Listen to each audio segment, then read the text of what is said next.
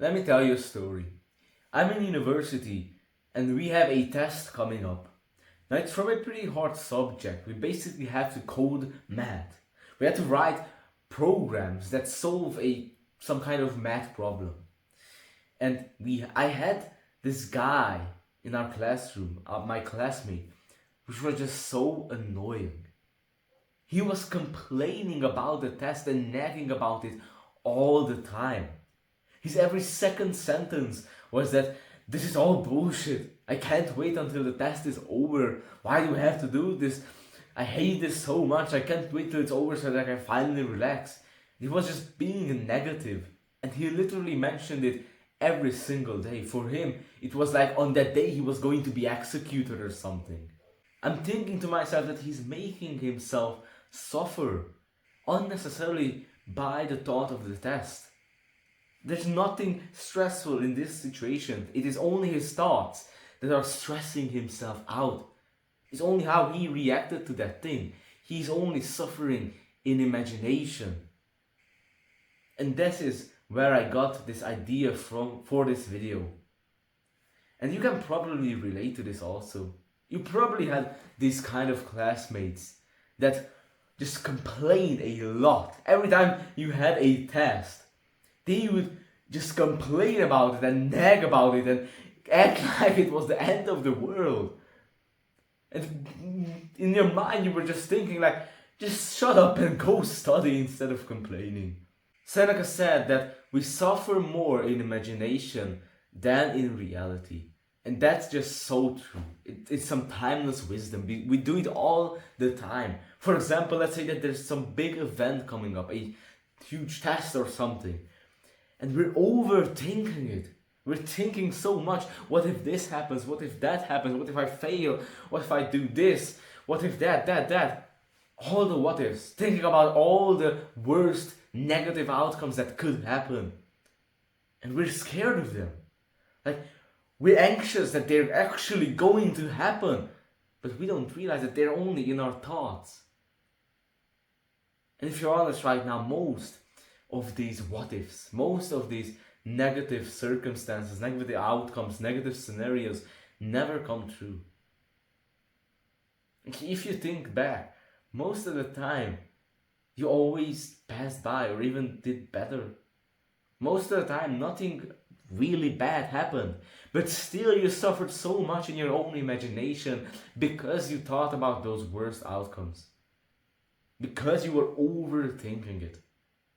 But you gotta realize that no amount of anxiety will ever change the outcome of something. It's completely useless. It won't change a thing. It just makes you suffer beforehand, before it is necessary. Now, another way that we suffer in imagination is by ruminating over the past.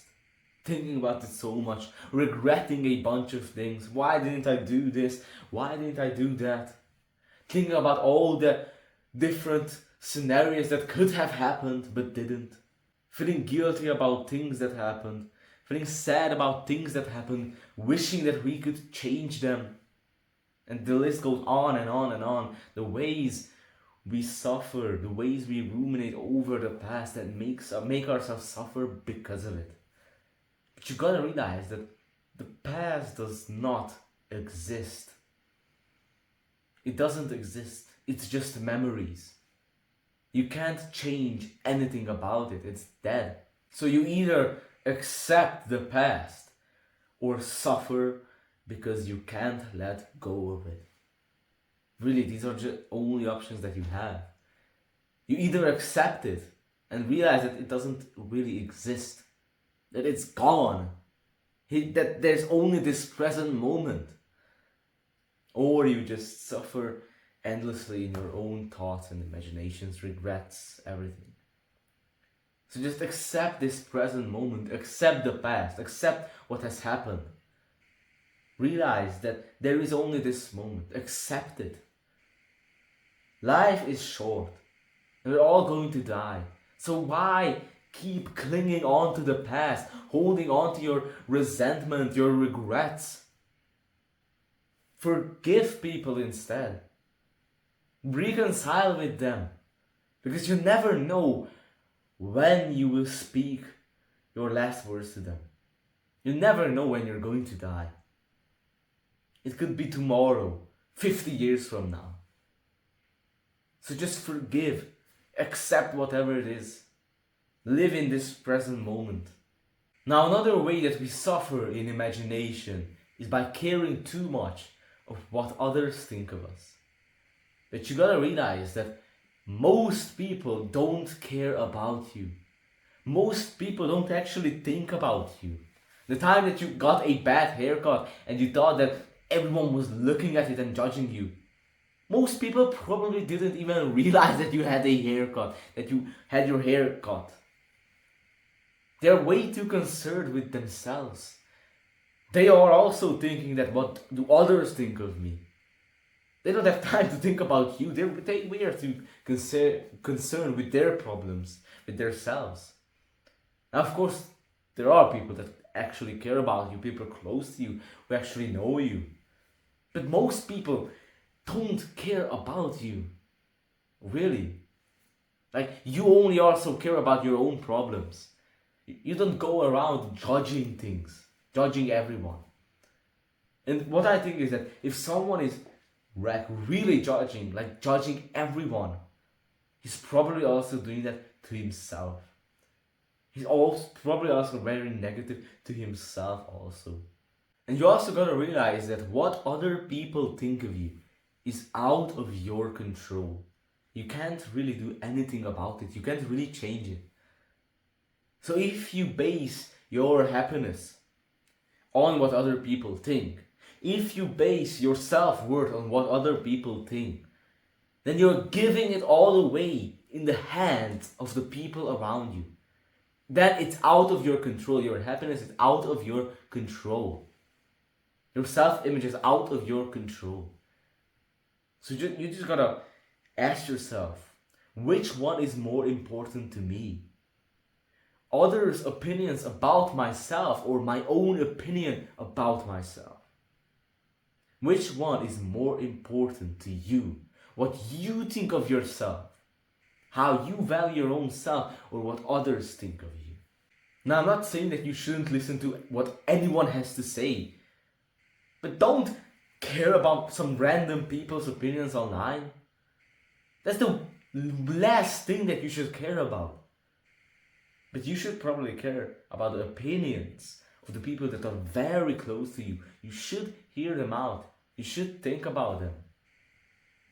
But some random people, some friends that you have, why would you care so much about their opinions, what they think? Now, the way to not suffer so much in imagination is by being more mindful, by being more aware in this present moment and grounded in this present moment, by realizing that there is only this present moment and not getting lost in the past or the future, knowing that they don't exist because the past is just memories and the future hasn't happened yet. So there is only right now, and being here right now, focusing on this present moment. And the way you can do that, you can do a couple of things. I wrote some things down. A very important thing is that this is a Zen saying that when you eat, eat. When you sit, sit. So when you do something, do that. Do that thing. You might be saying that, what are you talking about? When I'm eating, I'm not doing any sense. I'm just eating. But are you really? You might be eating right now and watching a YouTube video. You're eating and watching a YouTube video while you're eating. You're eating and talking to your colleagues about some random things while you're eating. You're not really eating. When you eat, just eat. And now another thing comes in, that observe your sensations. When you eat, become aware of the sensations of the food, how it tastes, how the touch of it is, how it smells. Become more aware of it. Make it your whole existence, your whole being, that just eating right now. Another thing that you could do is breathing more deeply.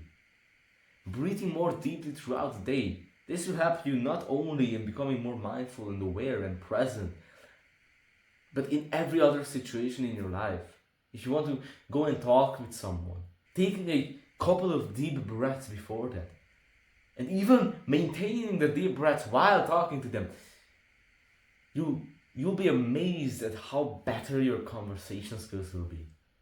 To take more deeper breaths into your belly. Just slowly, smoothly exhaling. Another thing that you can do is meditation. Of course, you can meditate also. So I hope that you like this video. All the love. Thank you for being here. Thank you for your presence. Subscribe if you like this kind of content. I wish you a great rest of the day. Goodbye.